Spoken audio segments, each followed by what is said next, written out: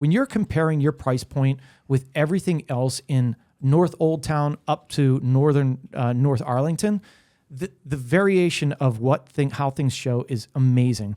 And I'll tell you that the properties in Crystal City area, they're just drab. They're drabby, old, not well taken care of, nothing done.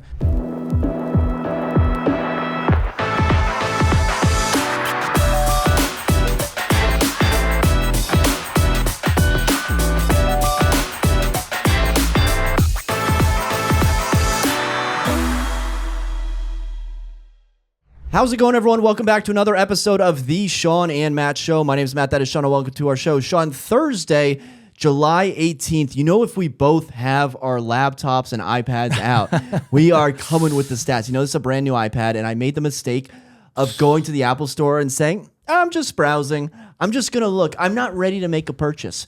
You start clicking around, you start talking to the friendly associates, and, you know, $1,300, $1,400 later, you're walking out with a pencil, a magic pencil. You're walking out with a keyboard. You're walking out with a new machine. But I will say I could not go in public before with my 11-year-old laptop. I do have a desktop, everyone. Lots of computing power here in the studio.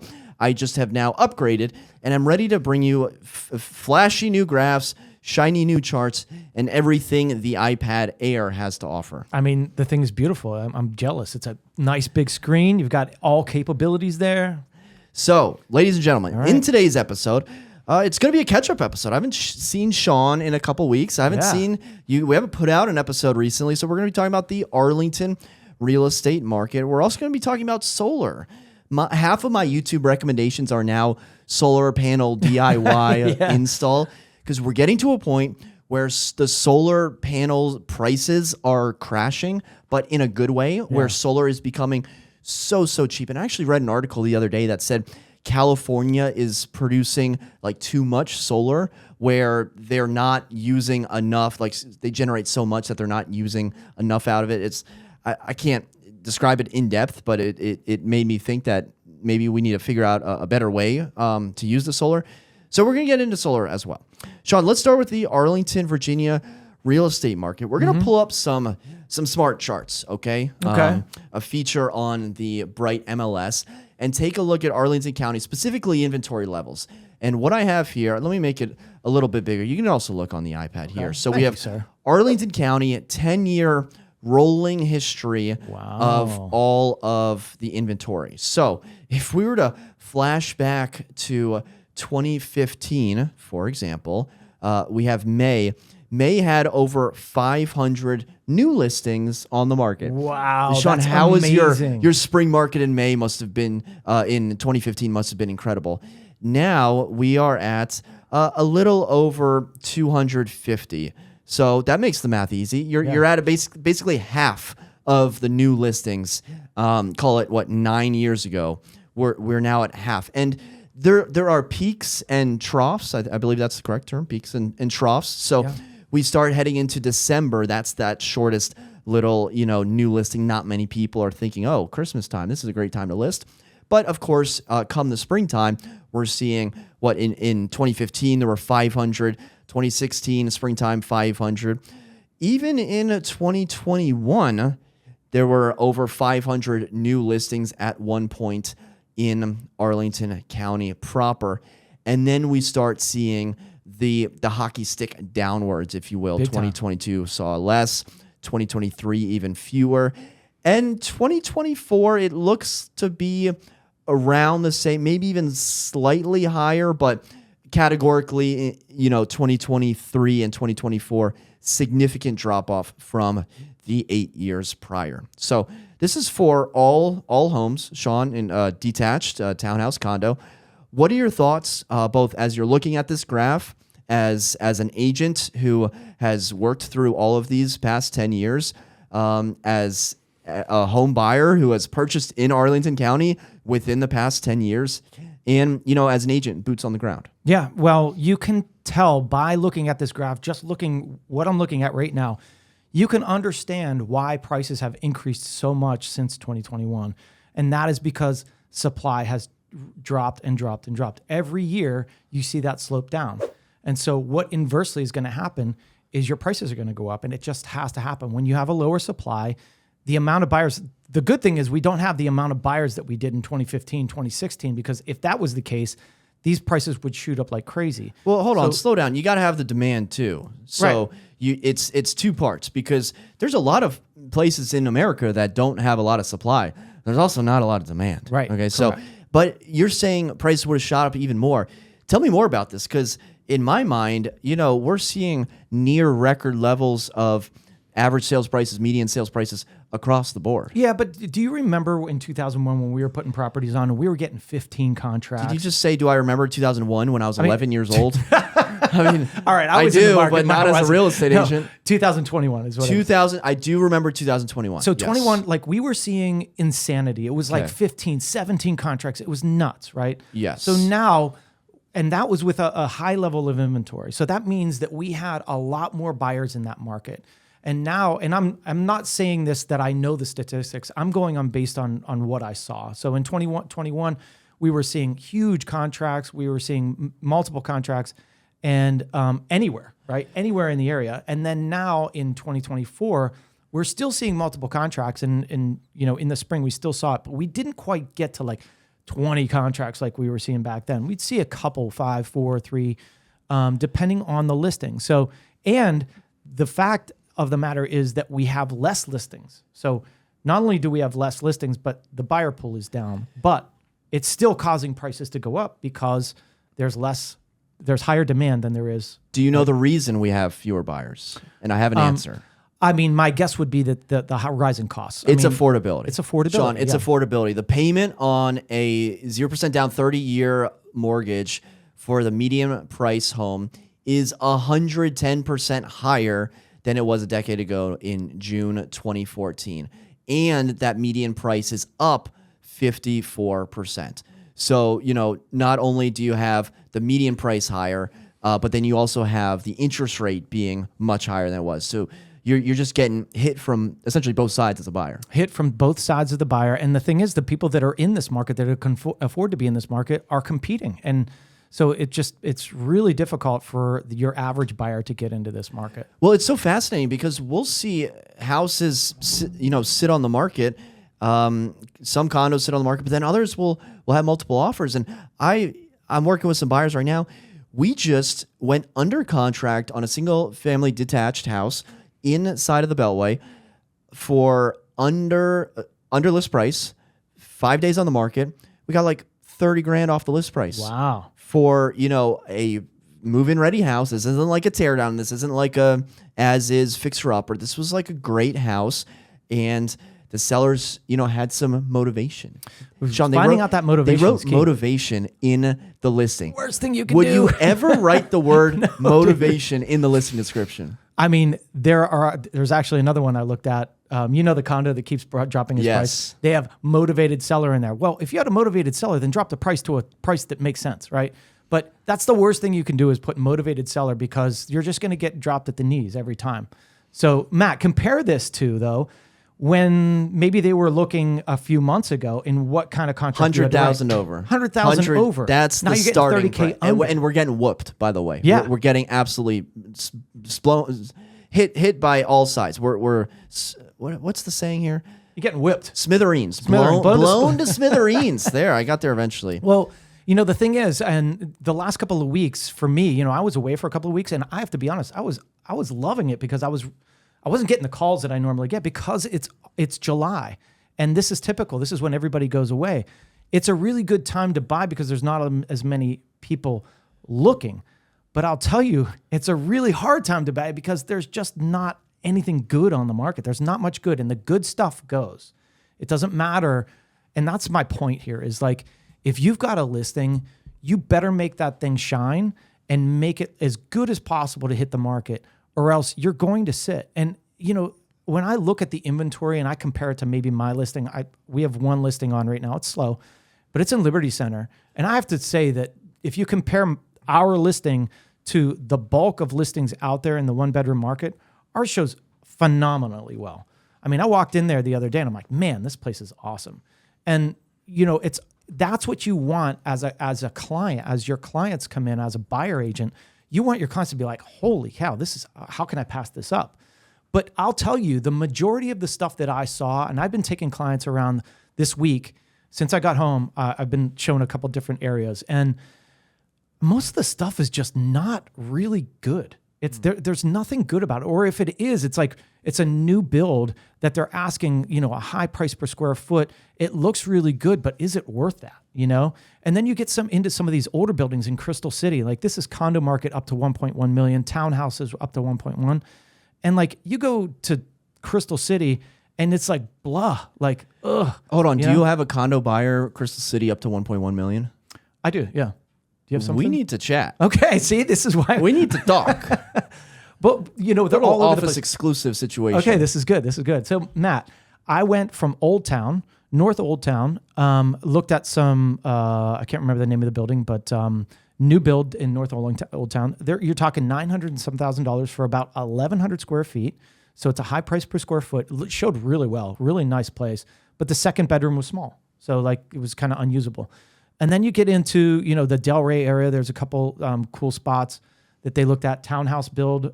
It's called Oakville. There's a new section in Delray that's going to be called Oakville, and it's townhouses that are going and they're starting in the high nines, and then going up to 1.3, 1.4 million right off Route 1, but walkable to Delray, walkable to Metro. So it's a good location. But these are like way far out. But then you get into Crystal City, and Crystal City, a lot of times, man, these buildings are older. The condo fees are super high, especially the ones on Crystal Drive. And the units, like I had the agent call me for feedback, and I was like, listen, when you're comparing your price point with everything else in North Old Town up to North Arlington, the variation of how things show is amazing. And I'll tell you that the properties in Crystal City area, they're just drab. They're drabby, old, not well taken care of, nothing done.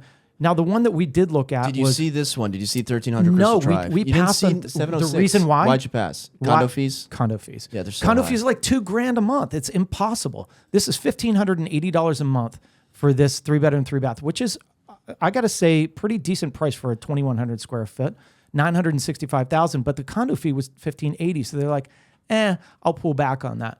We did see one down the street at 15 something Crystal. And if they want a 3-bedroom, what do they expect? No, they want a 2. They want a 2. Okay. Yeah, so they're not even looking for a 3. 2 is enough. So anyways, the inventory out there just wasn't great. And if it is good, your condo fees are high or whatever. The other thing is, I was like, oh, what about the water view?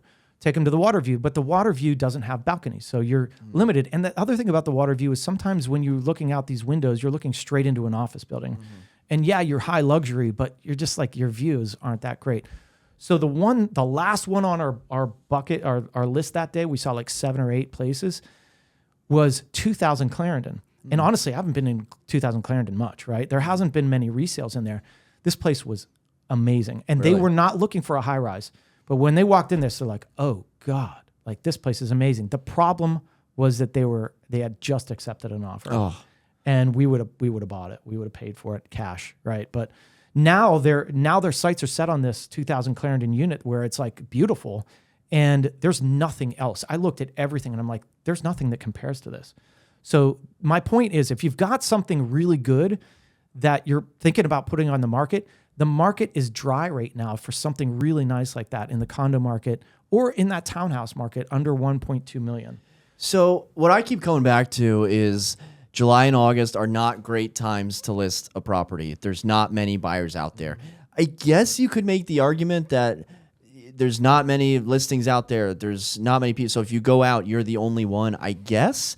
But I have to imagine if you're on the market in July, it's because you're motivated and you have to sell, not because you want to sell. Because I have to imagine selling after Labor Day will lead to a much more successful sale than selling like first week of August. Possibly. And that's the thing is like, we don't know. And I never want to assume that, the summer market's going to be super slow and it's better to wait till September because right now, like I was saying, there's nothing on the market that's a gem, right? And so if you can get your gem on the market, it's going to sell because you're not comparing it to anybody. So anyways, if I can get into like inventory wise, I want to kind of go over Arlington single family, then we'll kind of get into the condo and then we'll, break it down a little bit real quick. All right, so right now, and I'm going to take off my glasses for this because I got to see. Right now, there's 128 active single-family homes on the market in Arlington, all of Arlington. There's 11 coming soon. So that makes 139 total active or coming soon single-family homes on the market in Arlington. Now let's break that down to north and south, okay? Because they're dramatically different, not only in the single-family market, but in the condo market. So right now, of the 128 active, there are 33 active in South Arlington, and there's 95 active in North Arlington. So a lot more inventory, and that's always the way it is because there's just more houses in North Arlington. But here is the kicker.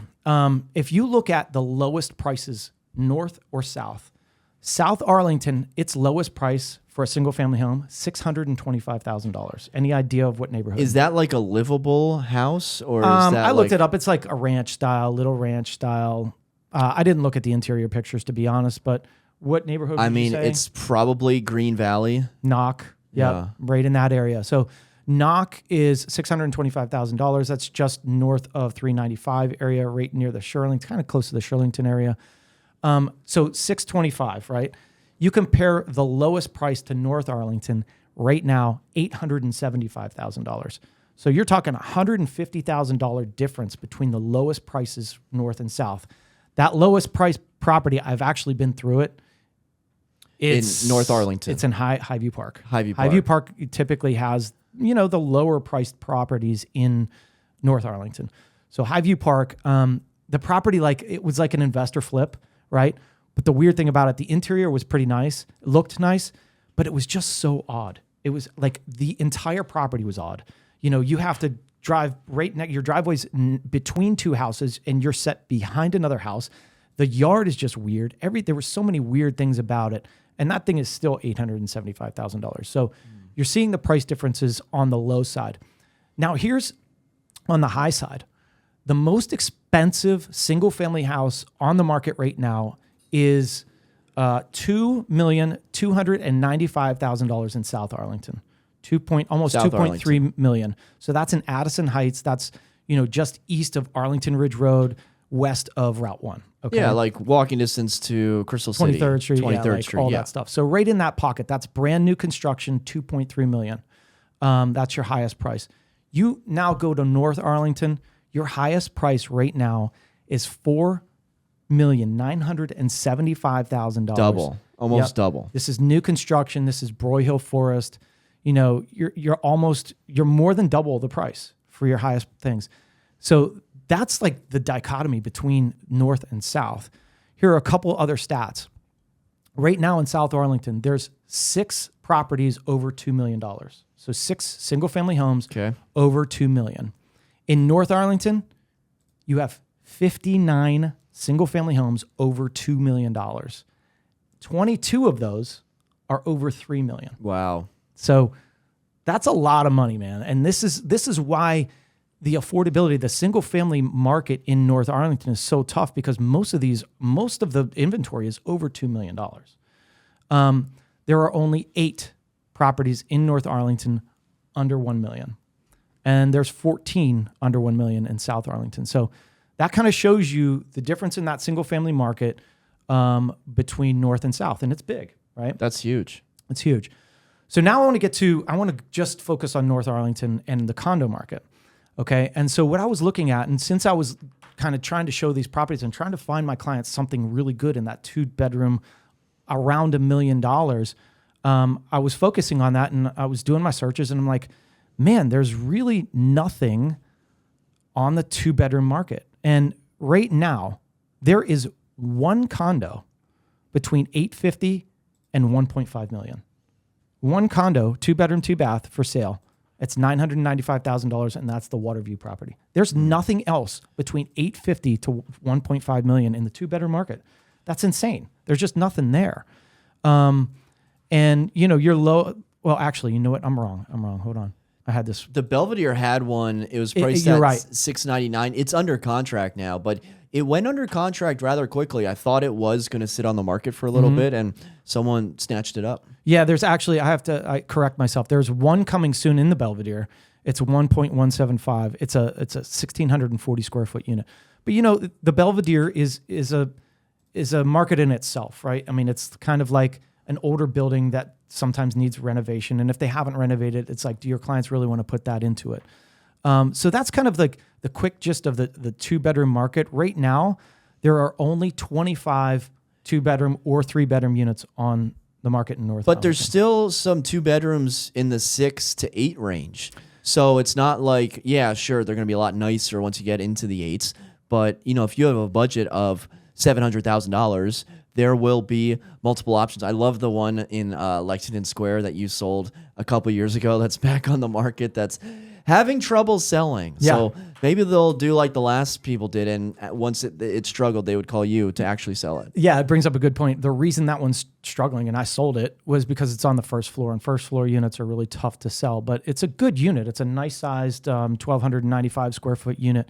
But I will say, I think the deal of the week right now is in Lexington Square. Oh, what it's do you coming got? soon. Coming soon, All right, it's a Lexington. coming soon thing. I think it's at least $50,000 underpriced. Okay, so it's a 3-bedroom, 2-bath. It's 1,252 square feet. It's priced at $705.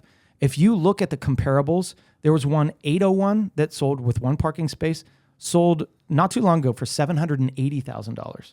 So like, I think there's a deal. I mean, I haven't looked at the interior pictures yet. It's still coming soon status, but this might be one that you run after because all day long you can get $755 for this. Oh yeah, I'm confused. A 3-bedroom corner unit for $705. $705. What has gone wrong? Like what is wrong? I maybe the listing agent doesn't know the values. They didn't do their due diligence. I don't know, but this is $755 all day long easily. I mean, sure, the And cabinets, the bathroom, whatever. even more. You should be getting more than this. And so, if you look at like Lexington Square, if I just pull that up real quick. Well, do you think they're using the coming soon to test the market? They and might then be. They're going to increase that once they go active. Yeah, they might be. So like, 803, like I was saying, this one sold for $765. Anyways, it's underpriced. So I think this is a good opportunity. So that's kind of the 2-bedroom market. Yeah, there's not many like deals out there. Yeah. There's not many underpriced listings. There's not many like, oh, this is a good buy. It's always like, oh, this one's overpriced. Yeah, this one's overpriced just like the last one you bid on is overpriced. Yeah, exactly. And you kind of and then a year from now, it's somehow they raised in value by 9%. Yeah, it's nuts. All right, and so real quick, let's go to the 1-bedroom market. So 1-bedrooms right now, there's 29 on the market. That's either coming soon or active. And if we go coming soon, there's only 2 coming soon. The 1-bedroom market, the funny thing is, I was looking at these and I'm like, all right, there's 29, right? But then if you look closer, I'm like, holy cow, there are 9 1-bedroom or studios listed in one building. Clarendon 1021 is getting crushed right now. 1021. Clarendon 1021 has 9 units for sale, and all between 425 to 540. Right, that's the highest. But that's a 1-bedroom market. So like, I did not know that there were 9 on the market at the same time. I didn't either until I was like, wait, where's all this? It's essentially a commodity unit. It's 700 square feet. It has a tiny balcony. It works, but when there's 8 or 9 of them available and they're at like $500,000, what's stopping you from like lowballing or waiting Choosing or anyone you want? Yeah, and so choose your price. my point on the inventory there is that 1021 has 31% of the market, right? Yeah. Like that's 31% of your market in the 1-bedroom sector along the orange line. So what's a buyer going to say? Like, if you have a buyer interested in a 1-bedroom, are you going to go get 9 keys from the front exactly. desk? What are they going to think? Are they going to walk into this and say, "Oh, it's a fire sale. Everyone wants to sell. What is wrong with this building?" Exactly, they're going to say that. That's what they always say when there's a lot for sale in one particular building. Granted, Clarendon 1021 is one of the biggest buildings. They have a lot of units in there. It's a huge building. Look at this. There's 3 on the first floor. There you go. Those first floor units are daggers. I mean, they're out. really hard to get rid of. Not hard to get rid of, but they're going to take longer. And This one is. I had reached out to this agent decades ago about this one when it was coming soon. Yeah. It's now been on the market for 5 months, 120 days. 4 months, 120 days. 4 months. Thank you. Math is hard. Numbers are difficult.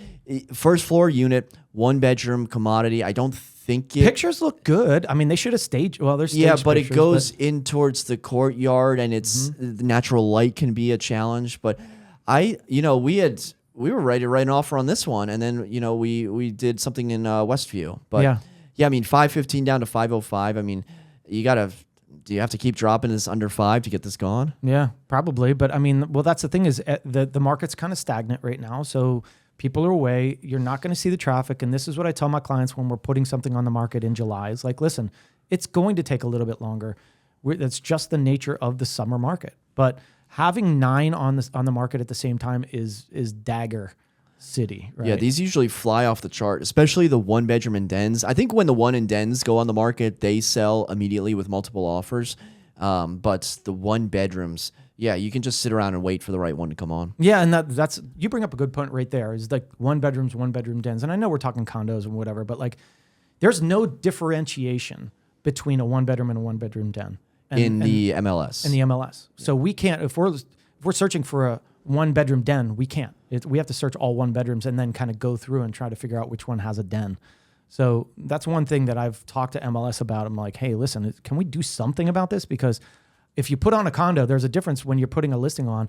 If it's single family home, it goes through a certain criteria. And then if it's a condo, it goes through a different criteria. Well, when you put in condo, why can't you put in the differentiation of a den? I don't know. But I feel bad. I feel bad for this one. This one 413. It's a 1-bedroom. That's 839 square feet. Like not a 1-bedroom and den, just like a 1-bedroom. A straight 1-bedroom. That's a tough floor plan. It's a big floor plan, and so a lot of people don't want to pay that extra square footage because it's giving you the same, same usage, 1-bedroom. Right. So those are that's our inventory right now. So there's not a lot out there. There's not a lot going on. We're a little slow, but we do have some inventory coming on. I'm putting on, I've probably 4 or 5 different listings signed, ready to go, coming on in the next month and a half, 2 months. All right. Well, drop a comment down below. Let us know what you think about the inventory levels. And if you're out, looking at inventory levels, let us know what you think. Shawn, let's move on to our next topic. This is a topic I don't think we've covered before in the 5 years that we've been doing this show. Mm-hmm. Solar panels. Specifically, do they add value to the house? Like what happens when it comes time to sell? Things of that nature. So posting on Reddit said that buyer must assume $91,000 solar loan. My wife and I have been pursuing houses where we live. Nothing serious yet, but we found a house a tad out of our price range, but with a 2.9% assumable loan.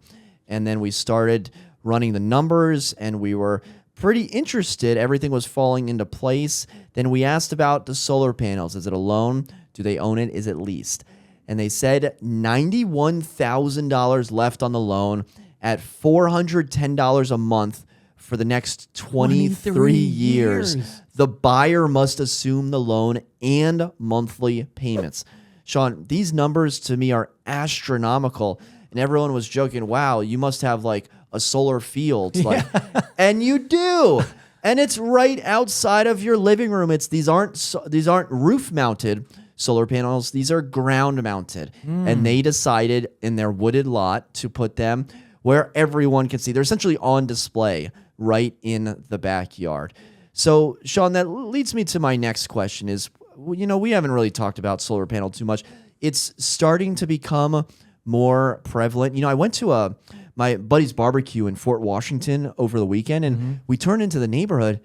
Every third or fourth house has solar panels. And we're like, what's going on? These guys are ahead of the times. Like everyone's got solar. I mean, the houses are probably worth like $400,000, but they have solar panels on them. Like, do they know something that we don't know? So with solar panels, I think the shtick is the solar panel salesman, the solar companies will tell you that it adds value to the property.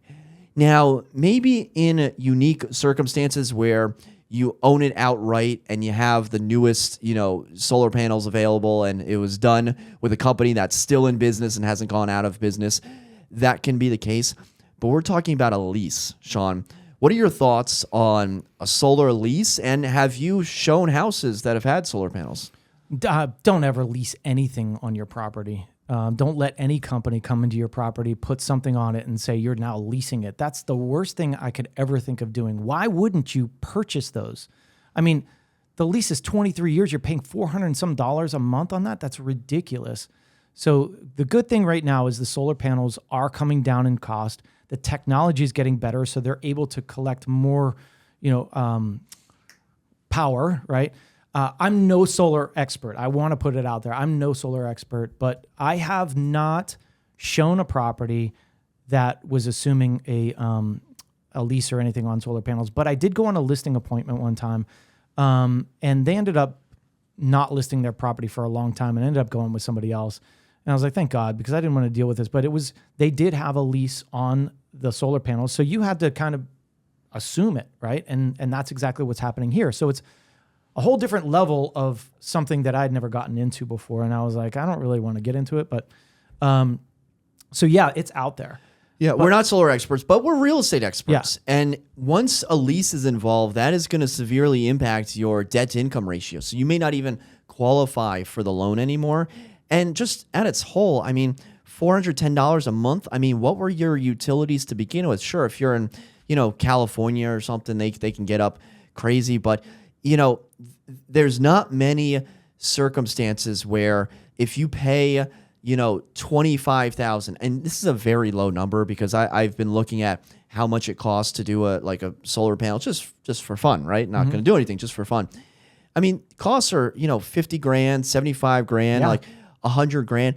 And then the payoff period is like 9 years down the road, 12 years down the road. And, this is a depreciating piece of glass or piece of plastic. Like, there's degradation involved. Again, not an expert, but the amount of solar that you get on day one is different than the amount of solar that you get on year 7, And the fact that people are buying these thinking that they increase the value. Again, in very rare circumstances, if you buy it outright, it could possibly increase the value. In most circumstances, they are major red flags that can severely impact the sale of your house. Yeah, now and it all depends. Now, I have a neighbor that it's actually doing this right as we speak. He's done a lot of research on it, and I'm actually interested in it. I think it would be great because what you have to do, and you have to do the research on this, and there's a break-even point. Right now, what I'll say is there are tax advantages to doing this.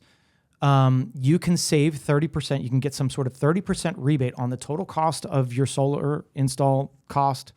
You can get that rebate on taxes. I don't know exactly how it works, but that'll expire in 7 or 8 years or something, that tax advantage. So if you're spending $50,000, you're going to tax rebate of whatever that is, right? 30% of that.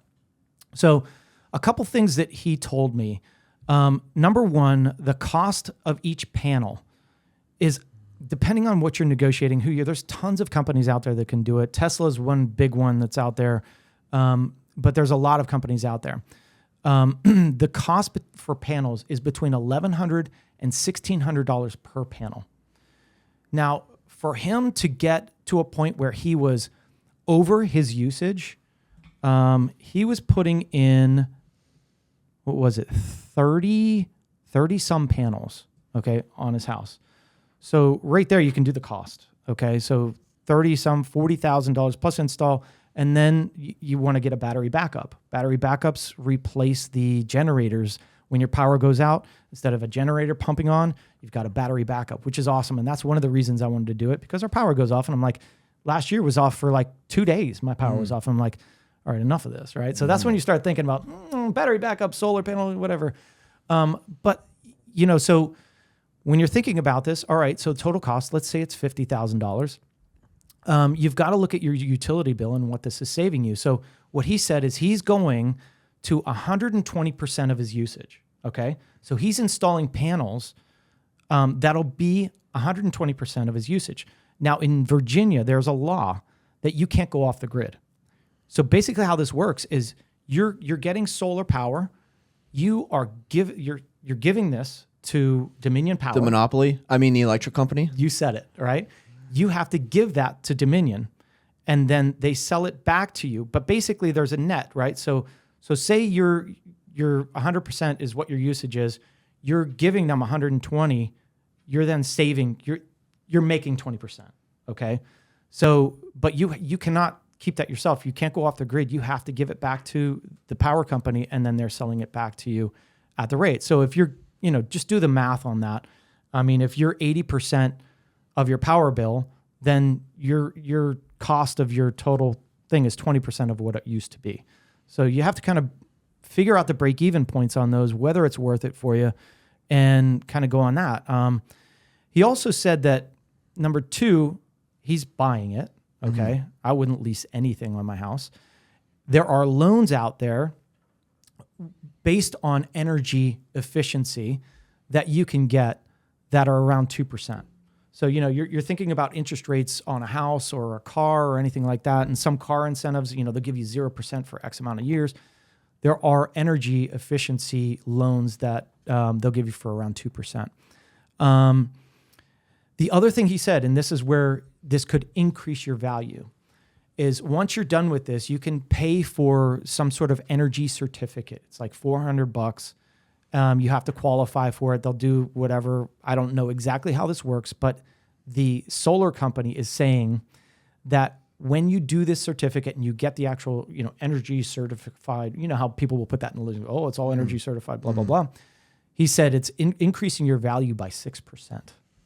Yeah, that Maybe. number just seems like a number that Thrown out a in the door-to-door air. salesperson has come up with. Yeah. Listen, I am all for solar. This isn't a Matt poo-poo solar. Dude, I want solar. Yeah. I just want to make it abundantly clear that solar panels on your roof don't increase the value of your property. Like, there's a lot of other factors involved. Like, you're going to tell me in the Great Recession you throw solar panels on and your property goes up in value. No. Like, there's many other things you should be spending money on before you say, oh, solar panels increase the value of my house. Yeah, I walk into your house, there's like shag carpet everywhere. It's like, let's focus on other things before you spend, a whopping $91,000 on solar. Yeah.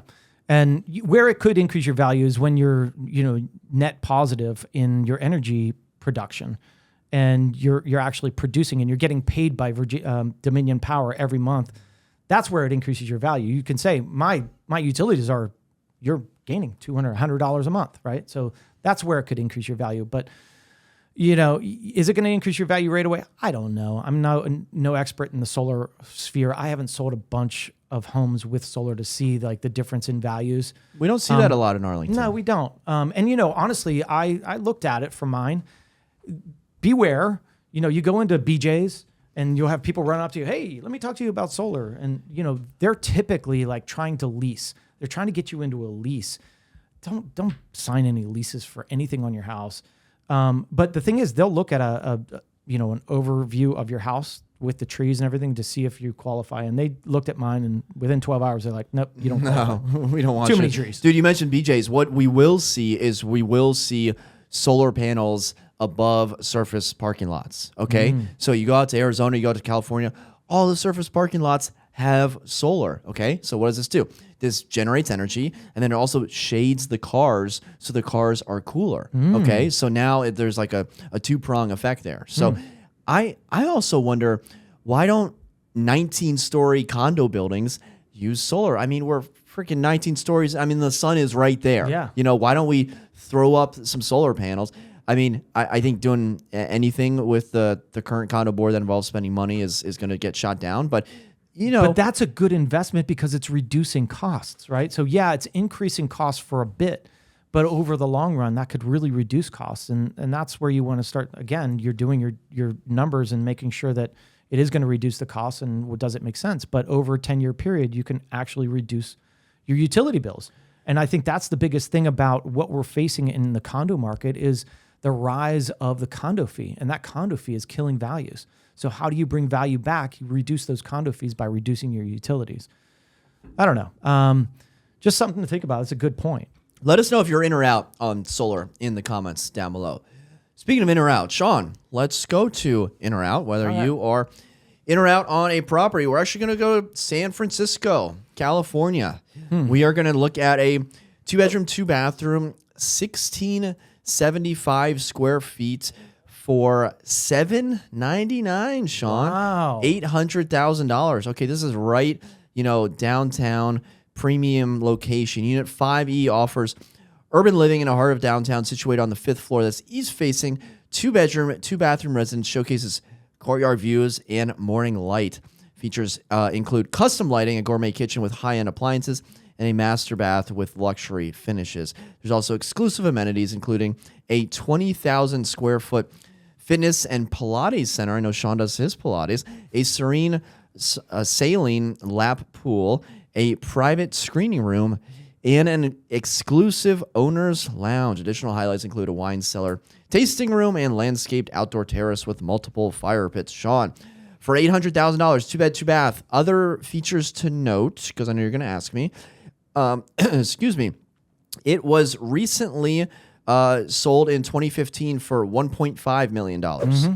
Yeah, that's exactly what I wanted to know. Are you aware? No. Okay. So I should mention some condo fees as well. Just $1,900 a month. a month. Okay. Yeah, that's where it changes everything, doesn't it, Matt? Okay. So yeah, I was thinking $800,000. Man, what a steal in downtown San Francisco. Of course, I would buy it at $800,000. But let's get into the details. So, how many square feet is this again, Matt? So 1675. So it's pretty large. It's a 2-bed. good price for that size of a property. Look at that graph, Matt. Look at that graph. Yeah. Look at the value graph. We're It just going in the drops out of wrong sky. direction. What can I ask you a question? Do you know about this building? Yes. Is this the building that was yes. having foundational problems? Millennium Tower. There it is. All right. Yes. I would never buy in. Tried to something sneak like this one past Yes, you did. So we talked about this years ago. And wow, what the value difference is in a couple of years when you find out that you have some major foundational problems. Have they done anything about that? Yes, I can't speak at length to what they've done. And basically the building is sinking, needs a lot of repairs, very expensive repairs. People are selling off left and right.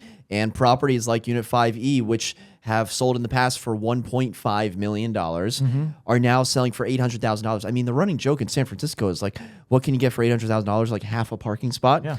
So the fact that you can get a 2-bedroom, 2-bath, maybe you're like, you feel like you can make it. Like, you feel like the building is going to get stabilized. You feel like the $1,900 a month, you're in it for the long run. $800,000, that's not terrible. No, that's an enticing. What's the monthly? What is the monthly? So $7,000 a month. I believe that's 20% down, including the condo fees. So $7,000. I hope. Yeah, $7,000 a month is getting up there, but in San Francisco, Dude, that's like starter for like a Google employee, Facebook. Yeah, I'll be honest, Matt. It sounds like a really good deal, but the fear factor for me would be this foundational problem. How's it going to waking up every morning and every you're morning, still on the 5th floor, or am I still are here, you or am I on the crushed? ground? Exactly, and we've seen what happens when foundational problems are not taken care of, like in Florida. And this is the problem with condo living and condo buying. You have to be careful on what you buy, do the research on what you're buying, and make sure there's no special assessments. Look at the reserve studies, make sure that they've done all the stuff correctly. Look at what fixes they've done in the past and why. These are things that you should be looking at. They're not our responsibility as agents to look. This is your responsibility as a buyer. And we can help. We can help. But agents aren't responsible for condominium issues. So if you're like, why didn't you tell me in this condo docs on page like 253, like that's not our liability to burden, right? It's like, you are buying a property. There's some due diligence. There's some homework. You're buying a property that you need to do. And so the expectation should be set that this isn't reliant 100% on the agent. Now, if Shawn and I are taking you to Millennium Tower and we're not telling you anything about the structural issue, yeah, different story. But as for like reading legalese documents, that's certainly something that something you guys need to take on. Yeah, absolutely. So anyways, long story short, Matt, I'm not touching this with a 10-foot pole. We're out. I'm not touching it because of the history of the building that we knew about, and any foundational problems I'm running from. I don't care if it's half price. I just don't want to take the risk. So it's literally like 47% off, or 46% sale. Now, at what price would you buy it? Okay. If it was $200,000, would you buy it? Yeah, sure. Okay. Why not? The man can be bought. Yeah. I mean, like $200,000, then I'm spending basically nothing. And, I can take the risk of living and dying in San Francisco, right? I mean, like if the building falls, is the building going to fall? They would condemn it before that. So would they though? You're right. I don't know. We don't know anymore. You're right. But we're seeing this in San Francisco. We're seeing it obviously in Florida with expensive special assessments. So there was another one in New York. There's one in New York. Really tall one, the skinny one. These things are like $45 million penthouses. I can't remember the name of it, but it's in the whatever. I'm not going to pretend I know New York City, but there was talks about this where these penthouses, these ultra expensive places were like half price because of a similar issue, not a foundational problem, but maybe an engineering problem. Interesting. I'll have to look that one up because I do pretend that I know New York City real estate and I'm proud of pretending. Yeah. By the way, shout out to Niall Lundgren, guest of the Shawn and Matt show, now has his own Netflix show, Owning Manhattan. He's on it, featured quite prominently. So awesome. You never know what guest is going to be on the Shawn and Matt show and then later be on a Netflix series. So true. All right, Shawn, I'm also out. We don't need to spend too much time on this. I think the Florida Surfside collapse really opened my eyes. Any sort of structural high rise, I don't like. First of all, a high rise in San Francisco. Yeah, I know they built these things to withstand, the big one, right? The earthquakes, but I don't want to buy a high rise in an earthquake zone. Like, no, I'm out. Not going to happen. Not going to do it. All right. Well, let us know your thoughts and comments in the comment section below. And for Shawn and myself, thank you so much for watching. Until next time, we'll see you then. Take care.